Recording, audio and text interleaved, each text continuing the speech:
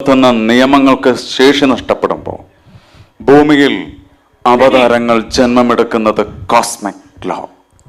ആ ഒരു അവതാരത്തെ ഇന്ന് ഈ വേദിയിൽ ആ ഒരു ആരാധന മൂർത്തിയെ കാണുന്നതിനായി ഇങ്ങോട്ടേക്കുള്ള അവസരം ലഭിച്ചതിന്, ആ അവസരം തന്നതിന് മൈൽ സ്റ്റോൺ മേക്കേഴ്സിന്റെ ഈ ഷോയിൽ ഇതാ ജ്ഞാനം. അല്ല, സുരേഷേട്ടല്ലേ പറഞ്ഞു? ഞാൻ വിചാരിച്ചു ആദ്യം സുരേഷേട്ടൻ എന്തോ പറഞ്ഞോണ്ടിരിക്കുകയാണ്. ആരത്? അതാരാ ഇത്ര സൗണ്ട്? എനിക്ക് അങ്ങനെ പറയാൻ അറിയത്തില്ല. അങ്ങനെ പറയാൻ അറിയത്തില്ല. എവിടെ? അയ്യോടാ സുരേഷേട്ടാ, ഒന്ന് നമുക്ക് കേറാം. പ്രിയങ്ക ചേച്ചി, താങ്ക് യു സോ മച്ച്. അപ്പൊ ഇനി നമ്മുടെ ഷോയ്ക്ക് ഇവിടെ ഉണ്ടാവണം എന്ന് ഞങ്ങൾ ഒന്ന് റിക്വസ്റ്റ് ആണ്. ചേച്ചി please be on the side. ദേ, രണ്ട് പേരോട് ഒന്ന് കേറാൻ പറയാണ്. സുരേഷേട്ടാ, അതെ, എനിക്ക് സത്യം പറഞ്ഞാല് എന്റെ സുരേഷേട്ട ഇതെങ്ങനെ ഇത് ഒരേ സൗണ്ട് ഇങ്ങനെ കിട്ടുന്നേ? അല്ല, അത് നേരത്തെ പറഞ്ഞില്ലേ, കുറച്ച് കൂട്ടി പറയുന്ന പറഞ്ഞില്ലേ, അത് തന്നെയാണ്, മിമിക്രി തന്നെയാണ്. ആണോ? ഇത് വലിയ അബദ്ധത്തിൽ പോയി ചാടിയ ആളാണ്. ഇതിങ്ങനെയാണ് ശബ്ദം എന്നൊക്കെ പറഞ്ഞിട്ട് പോയി അബദ്ധത്തിൽ ചാടി അവസാനം രക്ഷിക്കാനും ഞാനാ ചെല്ലേണ്ടി വന്നത്. വീഡിയോ ചെയ്തിടാൻ പറഞ്ഞു. ഭയങ്കര കുഴപ്പത്തിലായ പോലീസുകാരനാ. അതാണ്, സിവിൽ സർവന്റ് ആണ്, എക്സൈസ് ഓഫീസർ ആണ്. ശരിക്കും പറഞ്ഞാൽ DC-യുടെ ഡെപ്യൂട്ടി കമ്മീഷണറുടെ സ്പെഷ്യൽ പെർമിഷനിലാണ് സാർ ഇന്നിവിടെ വന്നേക്കുന്നത്. അല്ല, ഞാൻ ചോദിക്കട്ടെ, ആരാണ് ആദ്യം പറഞ്ഞത് ഈ സുരേഷ് ഗോപിയുടെ ശബ്ദമായിട്ട് ഒരു ബന്ധമുണ്ട് എന്നുള്ള? ആരാ പറയുന്നേ? എന്തായാലും ഈ ഒരു ഷോയിൽ വരുമ്പോൾ ഞാൻ ആദ്യം തന്നെ എൻ്റെ സുരേഷ് ഏട്ടൻ്റെ ഫാൻസിനോടും ഇത് കണ്ടുകൊണ്ടിരിക്കുന്ന എല്ലാവരോടും ഞാൻ പറയും, ഈ മോഡുലേഷൻ ഞാൻ അങ്ങനെ തന്നെ കീപ്പ് ചെയ്യാൻ പോവുകയാണ്. കാരണം മഹാത്മാ രക്ഷക് പുരസ്കാരം എനിക്ക് തൃശ്ശൂരിൽ ചേർപ്പ് മൈതാനിയിൽ വെച്ച് നൽകുന്ന ആ ഒരു നിമിഷം ജയരാജ് വാര്യർ അദ്ദേഹം എന്നോട് പറഞ്ഞിരുന്നു, ഈ മനുഷ്യൻ അബ്ദുൽ ബാസിത്ത് എന്ന് പറയുന്ന ഈ ആൾ ലഹരിക്കെതിരായിട്ടുള്ള സന്ദേശം ജനങ്ങളിലേക്ക് എത്തിക്കുന്നതിന് അതിനുള്ള വെഹിക്കിളായി, അത് എത്തിക്കുന്നതിനുള്ള ഒരു വെഹിക്കിളായി അദ്ദേഹം സെലക്ട് ചെയ്തിരിക്കുന്ന ഒരു വാഹനം എൻ്റെ ഏട്ടൻ്റെ വോയിസ്.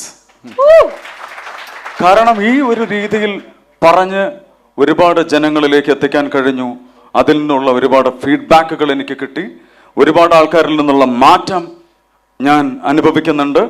മുന്നോട്ട് പോയിക്കൊണ്ട് തന്നെ ഇരിക്കും. എത്ര എതിർപ്പുകൾ വന്നാലും ട്രോൾ ചെയ്യാനും. അല്ല, ഞാൻ ഒറ്റ കാര്യം ചോദിച്ചോട്ടെ, സാറിന്റെ ഒറിജിനൽ സൗണ്ട് ഏതാ? എനിക്കറിയില്ല. അല്ല, എനിക്കൊന്നും മനസ്സിലാവുന്നില്ല. അല്ല, സുരേഷ് ഏട്ടൻ വന്ന് പറഞ്ഞ അതുപോലെ തന്നെ ഇതിങ്ങനെ കയറി വന്നപ്പോൾ ടിനിച്ചേട്ടൻ എന്നോട് വിളിച്ച് പറഞ്ഞു, എത്രയും പെട്ടെന്നൊരു വീഡിയോ ചെയ്തിടാനായിട്ട്.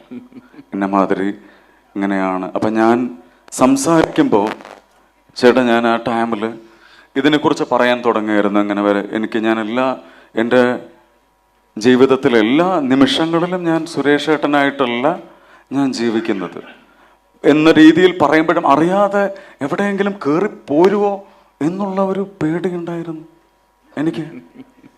എനിക്ക് ആ പേടിയുണ്ടായിരുന്നു. പക്ഷെ ഇപ്പൊ എനിക്ക് തോന്നുന്നത് ഞാൻ എൻ്റെ ശബ്ദം ഞാൻ മിമിക്രി ചെയ്യേണ്ടി വരും എന്നാണ് എനിക്ക് തോന്നുന്നത്. ഞാൻ ചോദിക്കട്ടെ സാറേ, വേറെ ആരെങ്കിലും സ്റ്റാർസിന്റെ സൗണ്ട് വല്ലതും മിമിക് ചെയ്യാറുണ്ടോ? തീർച്ചയായിട്ടും. ആരുടെയാണ്? സാറുടെ എനിക്ക് ചില കാര്യങ്ങൾ എന്തായാലും സാറ് ഏറ്റവും കൂടുതൽ ടിനിച്ചേട്ടൻ എന്നോട് പറഞ്ഞിട്ടുണ്ടായിരുന്നു, ദീന സിനിമയിൽ സുരേഷ് ഏട്ടൻ ബാസിത്തെ ഏറ്റവും കൂടുതൽ സുരേഷ് ഏട്ടൻ ഇഷ്ടപ്പെടുന്ന ഒരു ഡയലോഗുണ്ട്. ആ ഡയലോഗ് സുരേഷ് ഏട്ടൻ തമിഴിൽ സംസാരിക്കുന്ന ഡയലോഗ് ഇടയ്ക്കിടയ്ക്ക് ഷൂട്ടിംഗ് സൈറ്റിൽ വെച്ചിട്ട് ഇങ്ങനെ പറയും. എന്നിട്ട് ടിനിച്ചേട്ടൻ എന്നോട് പറഞ്ഞിരുന്നു, എന്നോട് തമ്പിയ നീ ഗുണ്ടാസട്ടത്തിൽ ഉള്ള പോട്ടിട്ടയാമേ, ഒരു നാളില്ല, ഒരു മണിക്കൂറില്ല, ഒരു നിമിഷം നീ അവനെ ഉള്ള വെച്ച് പാറ്. 234 തൊകുതിയില് എന്ത് തൊകുതി പോനാലും ബന്ദ് വെട്ടുവൻ, ദീന കയ്യത്തം വെട്ടവാൻ, ആദികേശവൻ കഴുത്ത വെട്ടുവാൻ.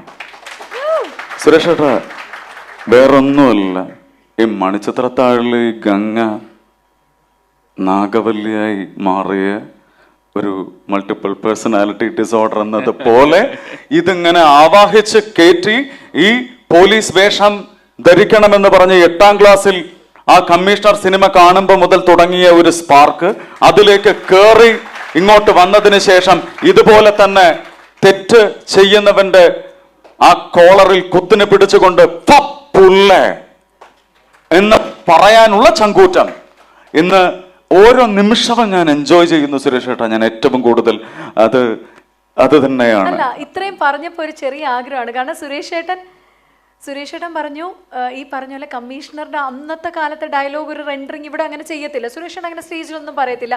നമുക്ക് വേണ്ടി ചേട്ടനൊന്ന് അതാ പറഞ്ഞു തരാവോ സുരേഷ് ഏട്ടന്റെ അതേ ഒരു വൈബില്? എനിക്ക് ഒന്ന് എണീച്ച് നിൽക്കാവോ?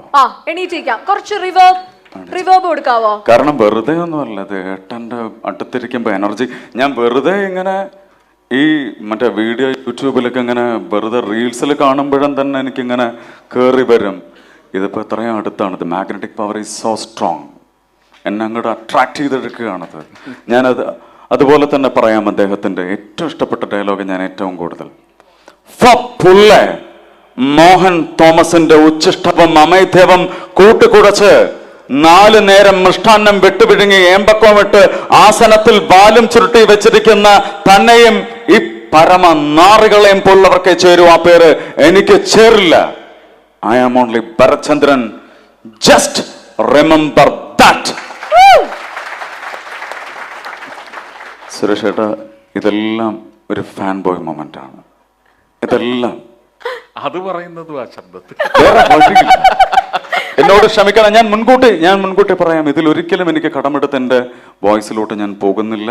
പോയാലും അതിൽ കയറി ഏട്ടൻ കയറി വരും, എനിക്കത് ഉറപ്പുണ്ട്.